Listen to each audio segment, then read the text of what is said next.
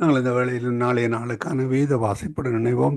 365 நாளில் வேதாகம் புத்தகத்தை வாசித்து முடிக்கத்தக்கதான அதிகாரங்களுக்கு கூட கடந்து செல்வோம். லேவியராகமம் 26, சங்கீதம் 137, 138, 139, பழைய ஏற்பாடிலிருந்தும் புதிய ஏற்பாடிலிருந்து லூக்கா 9வது அதிகாரம் வாசிக்க கேட்போம். கர்த்தர் தாமே வழி நடத்துவாராக. ஆமேன், ஆமேன்.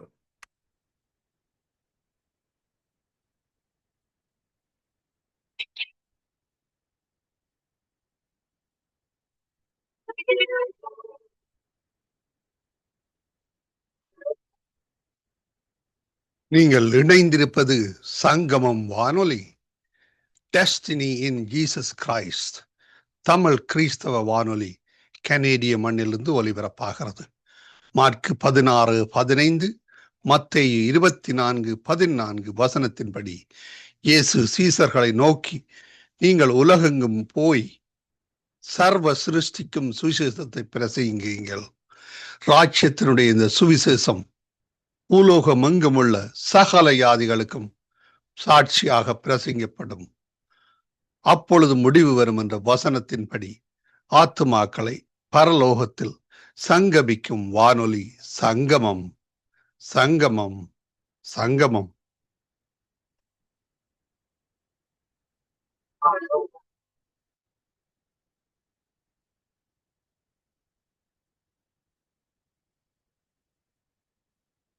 லேவியராகமம் 26ஆம் அதிகாரம். நீங்கள் உங்களுக்கு விக்கிரகங்களையும் சுரூபங்களையும் உண்டாக்காமலும் உங்களுக்கு சிலையை நிறுத்தாமலும் சித்திரம் தீர்ந்த கல்லை நமஸ்கரிக்கும் பொருட்டு உங்கள் தேசத்தில் வைக்காமலும் இருப்பீர்களாக. நான் உங்கள் தேவனாகிய கர்த்தர்.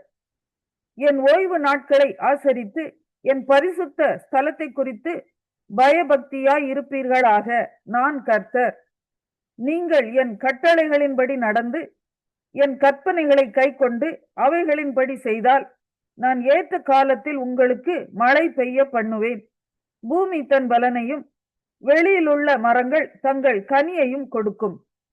திராட்சைப்பழம் பறிக்கும் காலம் வரைக்கும் போரடிப்பு காலம் இருக்கும். விதைப்பு காலம் வரைக்கும் திராட்சைப்பழம் பறிக்கும் காலம் இருக்கும். நீங்கள் உங்கள் அப்பத்தை திருப்தியாக சாப்பிட்டு உங்கள் தேசத்தில் சுகமாய் குடியிருப்பீர்கள். தேசத்தில் சமாதானம் கட்டளையிடுவேன். தத்தளிக்க பண்ணுவார் இல்லாமல் படுத்துக் கொள்வீர்கள். துஷ்ட மிருகங்களை தேசத்தில் இராதபடிக்கு ஒளிய பண்ணுவேன்.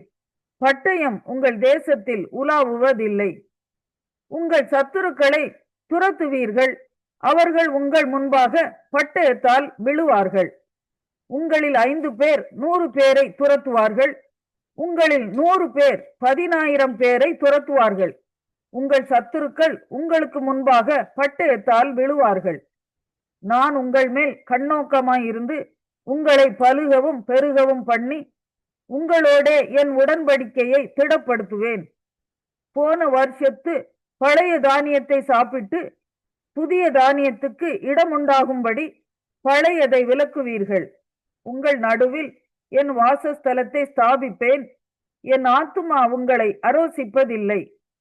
நான் உங்கள் நடுவிலே உலாவி உங்கள் தேவனாயிருப்பேன். நீங்கள் என் ஜனமாயிருப்பீர்கள். நீங்கள் எகிப்தியருக்கு அடிமைகளாயிராதபடிக்கு நான் அவர்கள் தேசத்திலிருந்து உங்களை புறப்பட பண்ணி உங்கள் நுகத்தடிகளை முறித்து உங்களை நிமிர்ந்து நடக்க பண்ணின உங்கள் தேவனாகிய கர்த்தர்.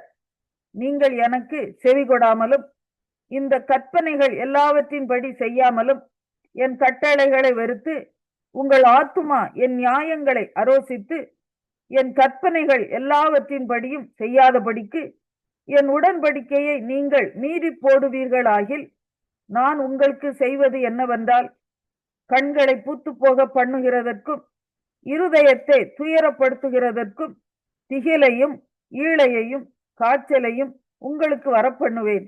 நீங்கள் விதைக்கும் விதை விருதாவாய் இருக்கும். உங்கள் சத்துருக்கள் அதன் பலனை தின்பார்கள். நான் உங்களுக்கு விரோதமாக என் முகத்தை திருப்புவேன். உங்கள் சத்துருக்களுக்கு முன்பாக முறிய அடிக்கப்படுவீர்கள். உங்கள் பகைஞர் உங்களை ஆளுவார்கள். துரத்துவார் இல்லாதிருந்தும் ஓடுவீர்கள்.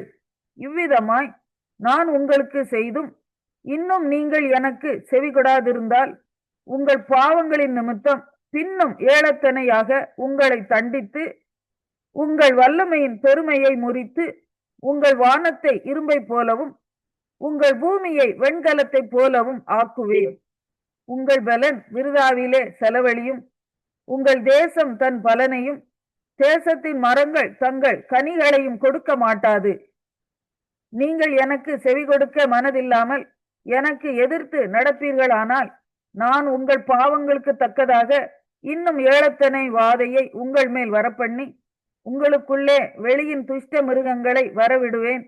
அவைகள் உங்களை பிள்ளைகளற்றவர்களாக்கி உங்கள் மிருக ஜீவன்களை அழித்து உங்களை குறைந்து போக பண்ணும். உங்கள் வழிகள் பாழாய் கிடக்கும். நான் செய்யும் தண்டனையினால் நீங்கள் குணப்படாமல் எனக்கு எதிர்த்து நடந்தால் நான் உங்களுக்கு எதிர்த்து நடந்து உங்கள் பாவங்களின் நிமித்தம் ஏளத்தனையாக வாதித்து என் உடன்படிக்கையை மீறினதற்கு பழிவாங்கும் பட்டயத்தை உங்கள் மேல் வரப்பண்ணி நீங்கள் உங்கள் பட்டணங்களில் சேர்ந்த பின் கொள்ளை நோயை உங்கள் நடுவிலே அனுப்புவேன். சத்துருவின் கையில் ஒப்பு கொடுக்கப்படுவீர்கள். உங்கள் அப்பம் என்னும் ஆதரவு கோலை நான் முறித்து போடும்போது 10 ஸ்திரீகள் ஒரே அடுப்பில் உங்கள் அப்பத்தை சுட்டு அதை திரும்ப உங்களுக்கு நிறுத்து கொடுப்பார்கள். நீங்கள் சாப்பிட்டும் திருப்தி அடைய மாட்டீர்கள். இன்னும் இவைகள் எல்லாவற்றாலும் நீங்கள் எனக்கு செவிகொடாமல் எனக்கு எதிர்த்து நடந்தால் நானும் உக்கிரத்தோடு உங்களுக்கு எதிர்த்து நடந்து நானே உங்கள் பாவங்களின் நிமித்தம் உங்களை ஏளத்தனையாய் தண்டிப்பேன். உங்கள் குமாரரின் மாம்சத்தையும் உங்கள் குமாரத்திகளின் மாம்சத்தையும் புசிப்பீர்கள். நான் உங்கள் மேடைகளை அழித்து உங்கள் விக்கிரக சிலைகளை நிர்த்தூளியாக்கி உங்கள் உடல்களை உங்கள் நரகலான தேவர்களுடைய உடல்கள் மேல் எறிவேன். என் ஆத்துமா உங்களை அரோசிக்கும். நான் உங்கள் பட்டணங்களை வெறுமையும் உங்கள் பரிசுத்த ஸ்தலங்களை பாழுமாக்கி உங்கள் சுகந்த வாசனையை முகராதிருப்பேன். நான் தேசத்தை பாழாக்குவேன். அதிலே குடியிருக்கிற உங்கள் சத்துருக்கள் பிரமிப்பார்கள். ஜாதிகளுக்குள்ளே உங்களை சிதற அடித்து உங்கள் பின்னாக பட்டயத்தை உருவுவேன். உங்கள் தேசம் பாழும் உங்கள் பட்டணங்கள் வனாந்தரமும் ஆகும். நீங்கள் உங்கள் சத்துருக்களின் தேசத்தில் இருக்கும்போது தேசமானது பாழாய் கிடக்கிற நாளெல்லாம் தன் ஓய்வு நாட்களை ரம்மியமாய் அனுபவிக்கும். அப்பொழுது தேசம் ஓய்வடைந்து தன் ஓய்வு நாட்களை ரம்மியமாய் அனுபவிக்கும். நீங்கள் அதிலே குடியிருக்கும் போது அது உங்கள் ஓய்வு வருஷங்களில் ஓய்வடையாதபடியினாலே அது பாழாய் கிடக்கும் நாளெல்லாம் ஓய்வடைந்திருக்கும். உங்களில் உயிரோடு மீதியாய் இருப்பவர்களின் இருதயங்கள் தங்கள் சத்துருக்களின் தேசங்களில் மன தளர்ச்சி அடையும்படி செய்வேன். அசைகிற இலையின் சத்தமும் அவர்களை ஓட்டும். அவர்கள் பட்டயத்துக்கு தப்பி ஓடுகிறது போல ஓடி துரத்துவார் இல்லாமல் விழுவார்கள். துரத்துவார் இல்லாமல் பட்டயத்துக்கு முன் விழுவது போல ஒருவர் மேல் ஒருவர் இடறி விழுவார்கள். உங்கள் சத்துருக்களுக்கு முன் நிற்க உங்களுக்கு பலன் இராது. புற ஜாதிகளுக்குள்ளே அழிந்து போவீர்கள். உங்கள் சத்துருக்களின் தேசம் உங்களை பட்சிக்கும். உங்களில் தப்பினவர்கள் தங்கள் அக்கிரமங்களின் நிமித்தமும் தங்கள் பிதாக்களின் அக்கிரமங்களின் நிமித்தமும் உங்கள் சத்துருக்களின் தேசங்களில் வாடி போவார்கள். அவர்கள் எனக்கு விரோதமாக துரோகம் பண்ணி நடப்பித்த தங்கள் அக்கிரமத்தையும் தங்கள் பிதாக்களின் அக்கிரமத்தையும் அறிக்கையிடுகிறதும் அன்றி அவர்கள் எனக்கு எதிர்த்து நடந்தபடியினால் நானும் அவர்களுக்கு எதிர்த்து நடந்து அவர்களுடைய சத்துருக்களின் தேசத்திலே அவர்களை கொண்டு போய் விட்டதையும் அறிக்கையிட்டு விருத்த சேதனம் இல்லாத தங்கள் இருதயத்தை தாழ்த்தி தங்கள் அக்கிரமத்துக்கு கிடைத்த தண்டனையை நியாயம் என்று ஒத்துக்கொண்டால் நான் யாக்கோபோடே பண்ணின என் உடன்படிக்கையையும் ஈசாக்கோடே பண்ணின என் உடன்படிக்கையையும் ஆபிரகாமோடே பண்ணின என் உடன்படிக்கையையும் நினைப்பேன். தேசத்தையும் நினைப்பேன். தேசம் அவர்களாலே விடப்பட்டு பாழாய் கிடக்கிறதுனாலே தன் ஓய்வு நாட்களை ரம்மியமாய் அனுபவிக்கும். அவர்கள் என் நியாயங்களை அவமதித்து அவர்களுடைய ஆத்துமா என் கட்டளைகளை வெறுத்தபடியினால் அடைந்த தங்களுடைய அக்கிரமத்தின் தண்டனையை நியாயம் என்று ஒத்துக்கொள்வார்கள். அவர்கள் தங்கள் சத்துருக்களின் தேசத்தில் இருந்தாலும் நான் அவர்களை நிர்மூலமாக்கத்தக்கதாகவும் நான் அவர்களோட பண்ணின என் உடன்படிக்கையை அபத்தமாக்கத்தக்கதாகவும் நான் அவர்களை கைவிடவும் வெறுக்கவும் மாட்டேன். நான் அவர்கள் தேவனாகிய கர்த்தர். அவர்களுடைய தேவனாயிருக்கும்படிக்கு நான் புறஜாதிகளின் கண்களுக்கு முன்பாக எகிப்து தேசத்திலிருந்து அவர்களை புறப்படச் செய்து அவர்களுடைய முன்னோர்களோட நான் பண்ணின உடன்படிக்கையை அவர்கள் நிமித்தம் நினைவு கூறுவேன். நான் கர்த்தர் என்று சொல் என்றார். கர்த்தர் தமக்கும் இஸ்ரவேல் சந்ததியாருக்கும் நடுவே இருக்கும்படி மோசேயை கொண்டு சீனாய் மலையின் மேல் கொடுத்த கட்ட 137 சங்கீதம். பாபிலோன் ஆறுகள் அருகே நாங்கள் உட்கார்ந்து அங்கே சீயோனை நினைத்து அழுதோம். அதன் நடுவில் இருக்கும் அலரி செடிகளின் மேல் எங்கள் கிண்ணறங்களை தூக்கி வைத்தோம். எங்களை சிறைப்பிடித்தவர்கள் அங்கே எங்கள் பாடல்களையும் எங்களை பாழாக்கினவர்கள் மங்கள கீதத்தையும் விரும்பி சீயோனின் பாட்டுகளில் சிலதை எங்களுக்கு பாடுங்கள் என்று சொன்னார்கள். கர்த்தரின் பாட்டை அந்நிய தேசத்தில் நாங்கள் பாடுவது எப்படி? எருசலேமே, நான் உன்னை மறந்தால் என் வலதுகை தன் தொழிலை மறப்பதாக. நான் உன்னை நினையாமலும் எருசலேமே என் முக்கியமான மகிழ்ச்சியிலும் அதிகமாக எண்ணாமலும் போனால் என் நாவு என் மேல் வாயோடு ஒட்டிக்கொள்வதாக. கர்த்தாவே, எருசலேமின் நாளில் ஏதோமின் புத்திரரை நினையும். அவர்கள் அதை இடித்து போடுங்கள், அஸ்திபாரம் மட்டும் இடித்து போடுங்கள் என்று சொன்னார்களே. பாபிலோன் குமாரத்தியே, பாழாய் போகிறவளே, நீ எங்களுக்கு செய்தபடி உனக்கு பதில் செய்கிறவன் பாக்கியவான். உன் குழந்தைகளை பிடித்து கல்லின் மேல் மோதி அடிக்கிறவன் பாக்கியவான்.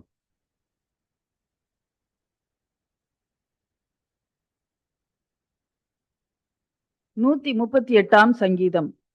தாவீதின் சங்கீதம். உம்மை என் முழு இருதயத்தோடும் துதிப்பேன். தேவர்களுக்கு முன்பாக உம்மை கீர்த்தனம் பண்ணுவேன்.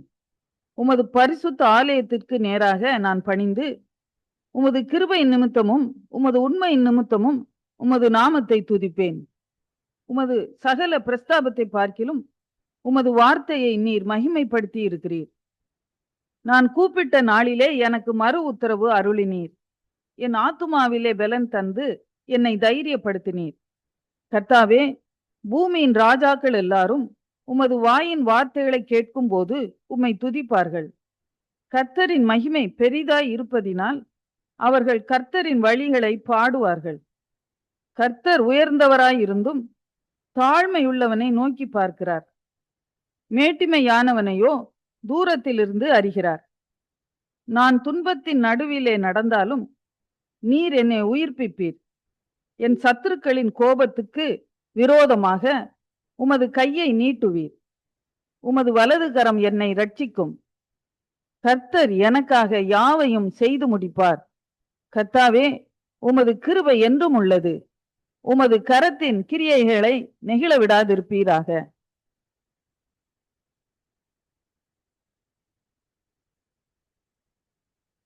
நூத்தி 39 சங்கீதம். ராக தலைவனுக்கு ஒப்புவிக்கப்பட்ட தாவீதின் சங்கீதம். கர்த்தாவே, நீர் என்னை ஆராய்ந்து அறிந்திருக்கிறீர். என் உட்காருதலையும் என் எழுந்திருக்குதலையும் நீர் அறிந்திருக்கிறீர். என் நினைவுகளை தூரத்திலிருந்து அறிகிறீர். நான் நடந்தாலும் படுத்திருந்தாலும் என்னை சூழ்ந்திருக்கிறீர். என் வழிகளெல்லாம் உமக்கு தெரியும். என் நாவில் சொல் பிறவாததற்கு முன்னே இதோ கர்த்தாவே, அதையெல்லாம் நீர் அறிந்திருக்கிறீர். முற்புறத்திலும் பிற்புறத்திலும் நீர் என்னை நெருக்கி உமது கரத்தை என் மேல் வைக்கிறீர். இந்த அறிவு எனக்கு மிகுந்த ஆச்சரியமும் எனக்கு எட்டாத உயரமுமாய் இருக்கிறது. உம்முடைய ஆவிக்கு மறைவாக எங்கே போவேன்? உம்முடைய சமூகத்தை விட்டு எங்கே ஓடுவேன்? நான் வானத்துக்கு ஏறினாலும் நீர் அங்கே இருக்கிறீர். நான் பாதாளத்தில் படுக்கை போட்டாலும் நீர் அங்கேயும் இருக்கிறீர். நான் விடிய காலத்து செட்டைகளை எடுத்து சமுத்திரத்தின் கடையாந்தரங்களிலே போய் தங்கினாலும் அங்கேயும் உமது கை என்னை நடத்தும். உமது வலது கரம் என்னை பிடிக்கும். இருள் என்னை மூடிக்கொள்ளும் என்றாலும் இரவும் என்னை சுற்றி வெளிச்சமாய் இருக்கும். உமக்கு மறைவாக இருளும் அந்தகாரப்படுத்தாது. இரவும் பகலை போல வெளிச்சமாய் இருக்கும். உமக்கு இருளும் வெளிச்சமும் சரி. நீர் என் உள்ளிந்திரியங்களை கை கொண்டிருக்கிறீர். என் தாயின் கற்பத்தில் என்னை காப்பாற்றினீர். நான் பிரமிக்கத்தக்க அதிசயமாய் உண்டாக்கப்பட்டபடியால் உம்மை துதிப்பேன்.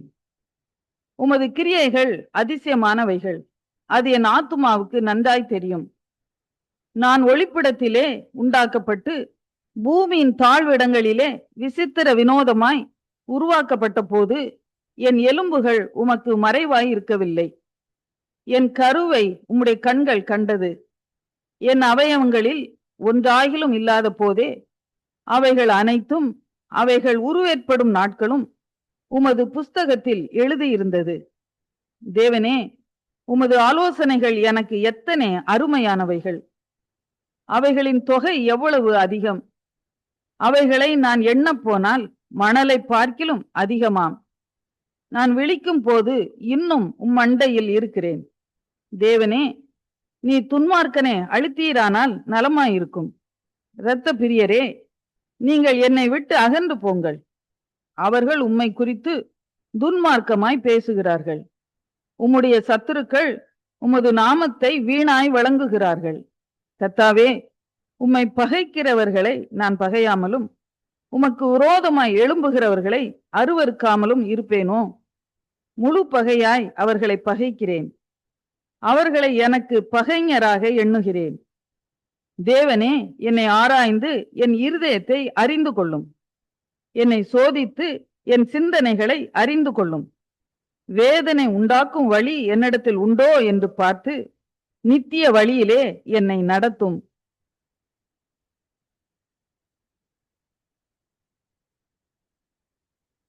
லூக்கா 9ஆம் அதிகாரம். அவர் தம்முடைய 12 சீஷரையும் வரவழைத்து சகல பிசாசுகளை துரத்தவும் வியாதி உள்ளவர்களை குணமாக்கவும் அவர்களுக்கு வல்லமையையும் அதிகாரமும் கொடுத்து தேவனுடைய ராஜ்யத்தை குறித்து பிரசங்கிக்கவும் பிணியாளிகளை சொஸ்தமாக்கவும் அவர்களை அனுப்பினார். அப்பொழுது அவர் அவர்களை நோக்கி, வழிக்கு தடியையாவது பையையாவது அப்பத்தையாவது காசையாவது எடுத்துக்கொண்டு போக வேண்டாம். 2 அங்கிகளை கொண்டு போகவும் வேண்டாம். எந்த வீட்டிலே பிரவேசிக்கிறீர்களோ அங்கே தங்கி அங்கிருந்து புறப்படுங்கள். உங்களை ஏற்றுக்கொள்ளாதவர்கள் எவர்களோ அவர்களுடைய ஊரை விட்டு நீங்கள் புறப்படும் போது அவர்களுக்கு சாட்சியாக உங்கள் கால்களில் படிந்த தூசியை உதறி போடுங்கள் என்றார். அவர்கள் புறப்பட்டு போய் கிராமங்கள் தோறும் திரிந்து எங்கும் சுவிசேஷத்தை பிரசங்கித்து பிணியாளிகளை குணமாக்கினார்கள். அப்பொழுது காற்பங்கு தேசாதிபதியாகிய ஏரோது அவரால் செய்யப்பட்ட யாவையும் கேள்விப்பட்டதும் அன்றி, சிலர் யோவான் மரித்தோரிலிருந்து எழுந்தான் என்றும் சிலர் எலியா தோன்றினான் என்றும் வேறு சிலர் பூர்வ காலத்து தீர்க்கதரிசிகளில் ஒருவன் உயிர்த்தெழுந்தான் என்றும் சொல்லிக் கொண்டபடியால் கலக்கமடைந்து, யோவானை நான் சிரசேதம் பண்ணினேன், இவன் இப்படிப்பட்டவைகளை செய்கிறான் என்று கேள்விப்படுகிறேனே, இவன் யார் என்று ஏரோது சொல்லி அவரை பார்க்க விரும்பினான். அப்போஸ்தலர் திரும்பி வந்து தாங்கள் செய்த யாவையும் அவருக்கு விவரித்து சொன்னார்கள். அப்பொழுது அவர் அவர்களை கூட்டிக் கொண்டு தனித்திருக்கும்படி பெத்சாயிதா என்னும் பட்டணத்தை சேர்ந்த வனாந்திரமான ஒரு இடத்துக்கு போனார். ஜனங்கள் அதை அறிந்து அவர் பின்னே போனார்கள். அவர்களை அவர் ஏற்றுக்கொண்டு தேவனுடைய ராஜ்யத்தை குறித்து அவர்களுடனே பேசி சொஸ்தமடைய வேண்டும் என்று இருந்தவர்களை சொஸ்தப்படுத்தினார்.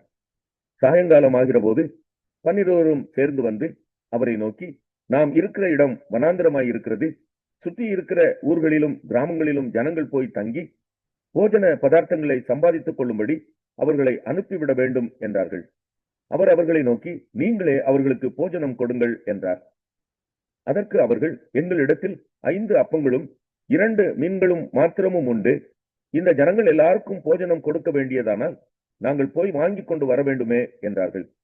ஏறக்குறைய 5000 புருஷர் இருந்தார்கள். அவர்களை பந்திக்கு 50 பேராக உட்காரும்படி சொல்லுங்கள் என்று தம்முடைய சீஷர்களுக்கு சொன்னார். அவர்கள் அந்தபடியே எல்லாரையும் உட்காரும்படி செய்தார்கள். அப்பொழுது அவர் அந்த 5 அப்பங்களையும் அந்த 2 மீன்களையும் எடுத்து வானத்தை அண்ணாந்து பார்த்து அவைகளை ஆசீர்வதித்து விட்டு ஜனங்கள் முன் வைக்கும்படி சீஷர்களிடத்தில் கொடுத்தார். எல்லாரும் சாப்பிட்டு திருப்தி அடைந்தார்கள். மீதியான துணிக்கைகள் 12 கூடை நிறைய எடுக்கப்பட்டது. பின்பு அவர் தமது சீஷரோடே கூட தனித்து ஜெபம் பண்ணி கொண்டிருக்கையில் அவர்களை நோக்கி, ஜனங்கள் என்னை யார் என்று சொல்லுகிறார்கள் என்று கேட்டார். அதற்கு அவர்கள், சிலர் உம்மை யோவான் ஸ்நானன் என்றும் சிலர் எலியா என்றும் வேறு சிலர் பூர்வ காலத்து தீர்க்கதரிசிகளில் ஒருவர் உயிர்த்தெழுந்தார் என்றும் சொல்லுகிறார்கள் என்றார்கள். அப்பொழுது அவர், நீங்கள் என்னை யார் என்று சொல்லுகிறீர்கள் என்று கேட்டார். பேதுரு பிரதியுத்தரமாக, நீர் தேவனுடைய கிறிஸ்து என்றான். அப்பொழுது அவர்கள் அதை ஒருவருக்கும் சொல்லாதபடிக்கு உறுதியாய் கட்டளையிட்டார். மேலும் மனுஷகுமாரன் பல பாடுகள் படவும், மூப்பராலும் பிரதான ஆசாரியராலும் வேத பாரகராலும் ஆகாதவன் என்று தள்ளப்படவும், கொல்லப்படவும், 3ஆம் நாளில் உயிர்த்தெழுந்திருக்கவும் வேண்டும் என்று சொன்னார். பின்பு அவர் எல்லாரையும் நோக்கி, ஒருவன் என் பின்னே வர விரும்பினால் அவன் தன்னைத்தான் வெறுத்து தன் சிலுவையை அனுதினமும் எடுத்துக்கொண்டு என்னை பின்பற்ற கடவன். தன் ஜீவனை ரட்சிக்க விரும்புகிறவன் அதை இழந்து போவான். என் நிமித்தமாக தன் ஜீவனை இழந்து போகிறவன் அதை ரட்சித்துக் கொள்வான். மனுஷன் உலக முழுவதையும் ஆதாயப்படுத்திக் கொண்டாலும் தன்னைத்தான் கெடுத்து நஷ்டப்படுத்தினால் அவனுக்கு லாபம் என்ன? என்னை குறித்தும் என் வார்த்தைகளை குறித்தும் எவன் வெட்கப்படுகிறானோ அவனை குறித்து மனுஷகுமாரனும் தம்முடைய மகிமையோடும் பிதாவின் மகிமையோடும் பரிசுத்த தூதர்களின் மகிமையோடும் வரும்போது வெட்கப்படுவார். இங்கே நிற்கிறவர்களில் சிலர் தேவனுடைய ராஜ்யத்தை காணும் முன் மரணத்தை ருசி பார்ப்பதில்லை என்று மெய்யாகவே உங்களுக்கு சொல்லுகிறேன் என்றார். இந்த வார்த்தைகளை அவர் சொல்லி ஏறக்குறைய 8 நாளான பின்பு அவர் பேதுருவையும் யோவானையும் யாக்கோபையும் கூட்டிக் கொண்டு ஜெபம் பண்ணுகிறதற்கு ஒரு மலையின் மேல் ஏறினார். அவர் ஜெபம் பண்ணுகையில் அவருடைய முக ரூபம் மாறிற்று. அவருடைய வஸ்திரம் வெண்மையாகி பிரகாசித்தது. அன்றையும் மோசே, எலியா என்னும் 2 பேரும் மகிமையோட காணப்பட்டு அவருடனே சம்பாஷணை பண்ணி அவர் எருசலேமிலே நிறைவேற்ற போகிற அவருடைய மரணத்தை குறித்து பேசிக் கொண்டிருந்தார்கள். பேதுருவும் அவனோடு இருந்தவர்களும் நித்திரை மயக்கமாயிருந்தார்கள். ஆகிலும் அவர்கள் விழித்து அவருடைய மகிமையையும் அவரோட நின்ற அவ்விரண்டு பேரையும் கண்டார்கள். அவ்விருவரும் அவரை விட்டு பிரிந்து போகையில் பேதுரு இயேசுவை நோக்கி, ஐயரே, நாம் இங்கே இருக்கிறது நல்லது. உமக்கு ஒரு கூடாரமும் மோசேக்கு ஒரு கூடாரமும் எலியாவுக்கு ஒரு கூடாரமுமாக 3 கூடாரங்களை போடுவோம் என்று தான் சொல்லுகிறது இன்னதென்று அறியாமல் சொன்னான். இப்படி அவன் பேசுகையில் ஒரு மேகம் வந்து அவர்கள் மேல் நிழலிட்டது. அவர்கள் அந்த மேகத்துக்குள் பிரவேசிக்கையில் சீஷர்கள் பயந்தார்கள். அப்பொழுது, இவர் என்னுடைய நேசகுமாரன், இவருக்கு செவி கொடுங்கள் என்று மேகத்திலிருந்து ஒரு சத்தம் உண்டாயிற்று. அந்த சத்தம் உண்டாகையில் இயேசு ஒருவரே காணப்பட்டார். தாங்கள் கண்டவைகளில் ஒன்றையும் அவர்கள் அந்நாட்களில் ஒருவருக்கும் சொல்லாமல் அடக்கி வைத்திருந்தார்கள். மறுநாளில் அவர்கள் மலையிலிருந்து இறங்கின போது திரளான ஜனங்கள் அவருக்கு எதிர்கொண்டு வந்தார்கள். அவர்களில் ஒருவன் சத்தமிட்டு, போதகரே, என் மகனை கடாட்சி தருள வேண்டும் என்று உம்மை வேண்டிக் கொள்கிறேன். அவன் எனக்கு ஒரே பிள்ளையாயிருக்கிறான். ஒரு ஆவி அவனை பிடிக்கிறது. அப்பொழுது அலறுகிறான். அது அவனை நுரைத்தள்ள அலைக்கழித்து அவனை கசக்கின பின்பும் அவனை விட்டு நீங்குவது அரிதாயிருக்கிறது. அதை துரத்தி விடும்படி உம்முடைய சீஷரை வேண்டிக் கொண்டேன். அவர்களால் கூடாமற் போயிற்று என்றான். இயேசு பிரதியுத்தரமாக, விசுவாசமில்லாத மாறுபாடான சந்ததியே, எதுவரைக்கும் நான் உங்களோடு இருந்து உங்களிடத்தில் பொறுமையாயிருப்பேன்? உன் மகனை இங்கே கொண்டு வா என்றார். அவன் சமீபித்து வருகையில் பிசாசு அவனை கீழே தள்ளி அலை கழித்தது. இயேசு அந்த அசுத்த ஆவியை அதட்டி இளைஞனை குணமாக்கி அவன் தகப்பனிடத்தில் அவனை ஒப்புக் கொடுத்தார். அப்பொழுது எல்லாரும் தேவனுடைய மகத்துவத்தை குறித்து பிரமித்தார்கள். இயேசு செய்த யாவையும் குறித்து அனைவரும் ஆச்சரியப்படுகையில் அவர் தம்முடைய சீஷர்களை நோக்கி, நீங்கள் இந்த வார்த்தைகளை கவனமாய் கேளுங்கள். மனுஷகுமாரன் மனுஷர் கைகளில் ஒப்பு கொடுக்கப்பட போகிறார் என்றார். அவர்கள் அந்த வார்த்தையின் கருத்தை அறிந்து கொள்ளவில்லை. அது அவர்களுக்கு தோன்றாமல் மறை பொருளாய் இருந்தது. அந்த வார்த்தையை குறித்து அவரிடத்தில் விசாரிக்கவும் பயந்தார்கள். பின்பு தங்களில் எவன் பெரியவனாய் இருப்பான் என்கிற வாக்குவாதம் அவர்களுக்குள் உண்டாயிற்று. இயேசு அவர்கள் இருதயத்தின் யோசனையை அறிந்து ஒரு சிறு பிள்ளையை எடுத்து அதை தமதருகே நிறுத்தி அவர்களை நோக்கி, இந்த சிறு பிள்ளையை என் நாமத்து நிமித்தம் ஏற்றுக்கொள்கிறவன் என்னை ஏற்றுக்கொள்கிறான், என்னை ஏற்றுக்கொள்கிறவன் என்னை அனுப்பினவரை ஏற்றுக்கொள்கிறான். உங்கள் எல்லாருக்குள்ளும் எவன் சிறியவனாய் இருக்கிறானோ அவனே பெரியவனாயிருப்பான் என்றார். அப்பொழுது யோவான் அவரை நோக்கி, ஐயரே, ஒருவன் உம்முடைய நாமத்தினாலே பிசாசுகளை துரத்துகிறதை நாங்கள் கண்டு அவன் எங்களுடனே கூட உம்மை பின்பற்றாதவனானபடியால் அவனை தடுத்தோம் என்றார்கள். அதற்கு இயேசு, தடுக்க வேண்டாம், நமக்கு விரோதியாய் இராதவன் நமது பட்சத்தில் இருக்கிறான் என்றார். பின்பு அவர் எடுத்துக் கொள்ளப்படும் நாட்கள் சமீபித்த போது அவர் எருசலேமுக்கு போக தமது முகத்தை திருப்பி தமக்கு முன்னாக தூதர்களை அனுப்பினார். அவர்கள் போய் அவருக்கு இடத்தை ஆயத்தம் பண்ணும்படி சமாரியருடைய ஒரு கிராமத்திலே பிரவேசித்தார்கள். அவர் எருசலேமுக்கு போக நோக்கமாய் இருந்தபடியினால் அவ்வூரார் அவரை ஏற்றுக்கொள்ளவில்லை. அவருடைய சீஷராகிய யாக்கோபும் யோவானும் அதை கண்டபோது, ஆண்டவரே, எலியா செய்தது போல வானத்திலிருந்து அக்கினி இறங்கி இவர்களை அழிக்கும்படி நாங்கள் கட்டளையிட உமக்கு சித்தமா என்று கேட்டார்கள். அவர் திரும்பி பார்த்து, நீங்கள் இன்ன ஆவியுள்ளவர்கள் என்பதை அறியீர்கள் என்று அதட்டி, மனுஷகுமாரன் மனுஷருடைய ஜீவனை அழிக்கிறதற்கு அல்ல, ரட்சிக்கிறதற்கே வந்தார் என்றார். அதன் பின்பு அவர்கள் வேறொரு கிராமத்துக்கு போனார்கள். அவர்கள் வழியிலே போகையில் ஒருவன் அவரை நோக்கி, ஆண்டவரே, நீர் எங்கே போனாலும் உம்மை பின்பற்றி வருவேன் என்றார். அதற்கு இயேசு, நரிகளுக்கு குழிகளும் ஆகாயத்து பறவைகளுக்கு கூடுகளும் உண்டு, மனுஷகுமாரனுக்கோ தலை சாய்க்க இடமில்லை என்றார். வேறொருவனை அவர் நோக்கி, என்னை பின்பற்றி வா என்றார். அதற்கு அவன், ஆண்டவரே, முன்பு நான் போய் என் தகப்பனை அடக்கம் பண்ண எனக்கு உத்தரவு கொடுக்க வேண்டும் என்றான். அதற்கு இயேசு, மரித்தோர் தங்கள் மரித்தோரை அடக்கம் பண்ணட்டும், நீ போய் தேவனுடைய ராஜ்யத்தை குறித்து பிரசங்கி என்றார். பின்பு வேறொருவன் அவரை நோக்கி, ஆண்டவரே, உம்மை பின்பற்றுவேன், ஆனாலும் முன்பு நான் போய் வீட்டில் இருக்கிறவர்களிடத்தில் அனுப்புவித்துக் கொண்டு வரும்படி எனக்கு உத்தரவு கொடுக்க வேண்டும் என்றான். அதற்கு இயேசு, கலப்பையின் மேல் தன் கையை வைத்து பின்னிட்டு பார்க்கிற எவனும் தேவனுடைய ராஜ்யத்துக்கு தகுதியுள்ளவன் அல்ல என்றார்.